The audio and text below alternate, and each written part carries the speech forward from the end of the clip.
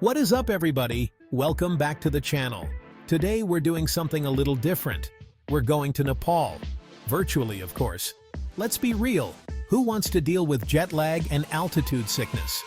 This one's for my fellow Americans who think the greatest mountain range is the pile of laundry in their room. We're about to look at the top 10 mountain views in Nepal, and I'm warning you, this might make you Google flights to Kathmandu. So grab your Cheetos, get comfortable, and prepare to be mildly impressed. We're about to embark on a journey that requires zero physical effort, but provides maximum bragging rights. You can tell your friends you basically trekked the Himalayas after this. I'm not going to stop you. This video is your one-stop shop for experiencing Nepal without having to, Nepal.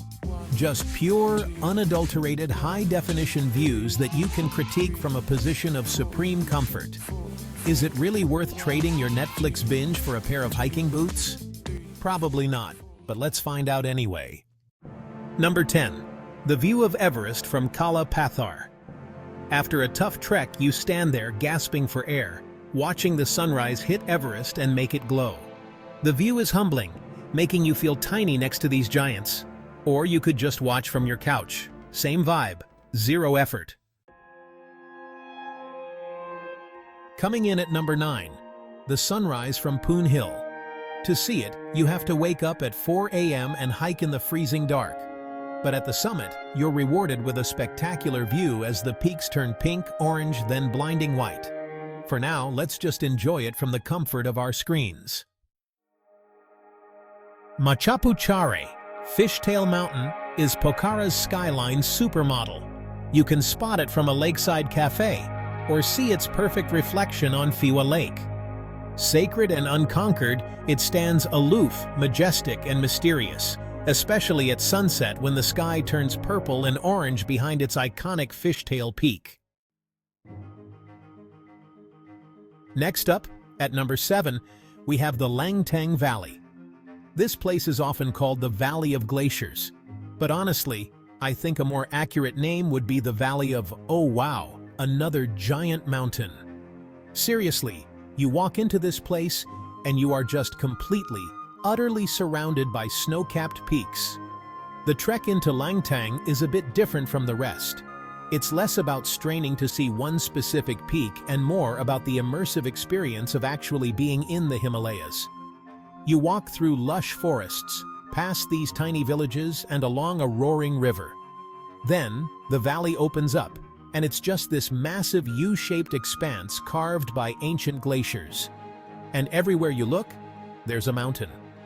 And let's not forget the wildlife. This place is crawling with yaks. Wild yaks. They're like the big, hairy, grumpy landlords of the valley. Seeing them grazing peacefully with a backdrop of 1,000-foot cliffs and glaciers is, admittedly, pretty cool. Standing in the middle of Langtang Valley at a place like Kianjan Gompa feels like you're on another planet. For us, it's a jaw-dropping, core memory-forming experience.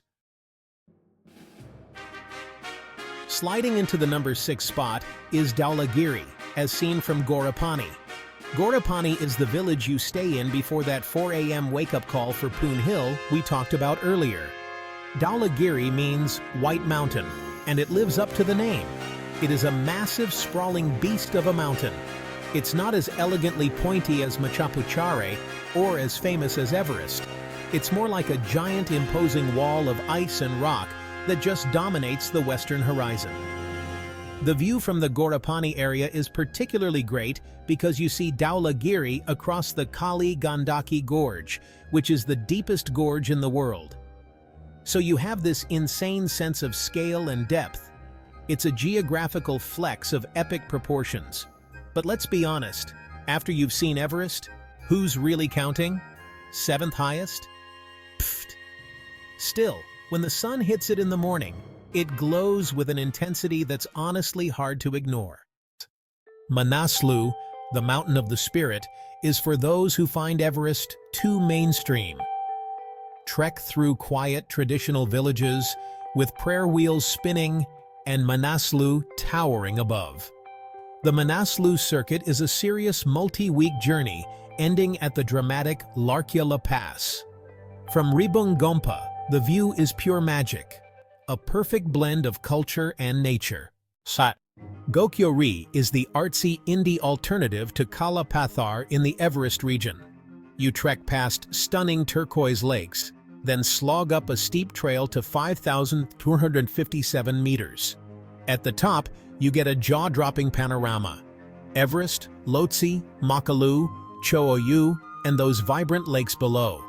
Kala Pathar gets you closer, but Gokyo-ri gives you the full picture. Smashing its way into the number 3 spot is Ama Dablam, as seen from the Tengboche Monastery.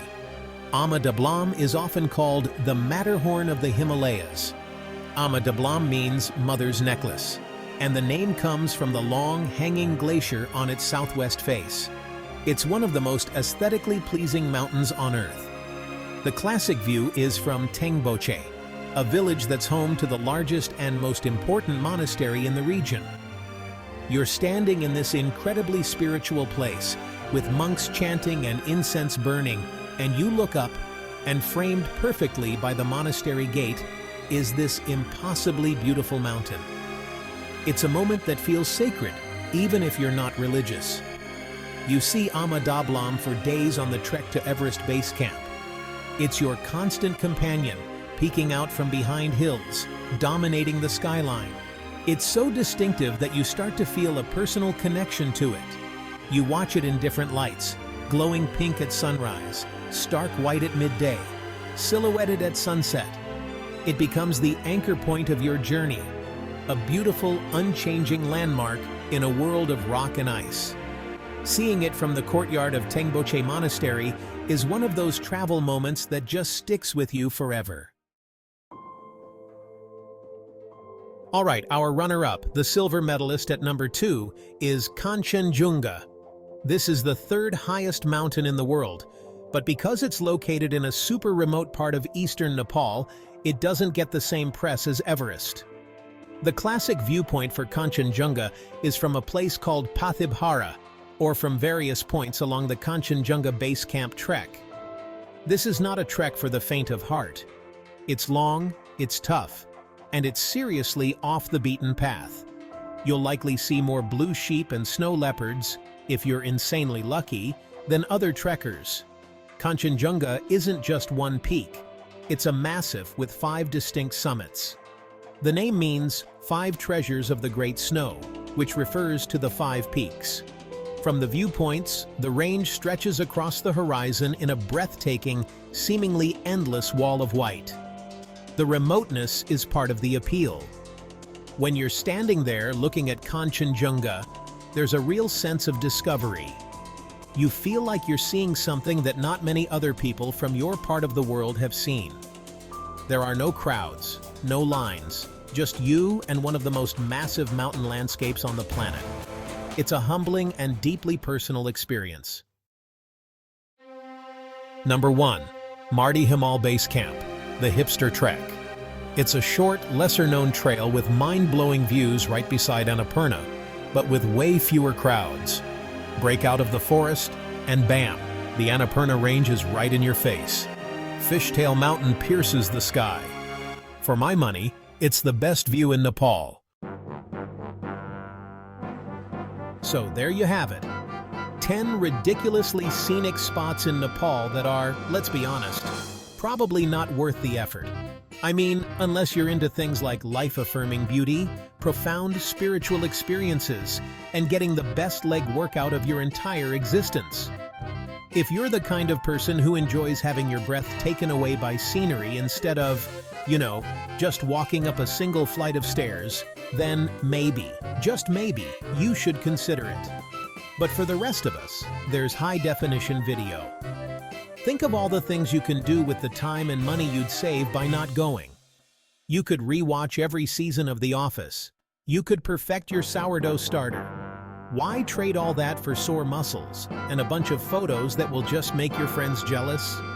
It seems selfish, really. But hey, if this video did manage to trick you into wanting to see these places for yourself, don't say I didn't warn you. For everyone else, I hope you enjoyed this tour from the best seat in the house. yours. Do me a favor and hit that subscribe button so you can join me for more adventures you can experience vicariously. Stay comfortable, everyone.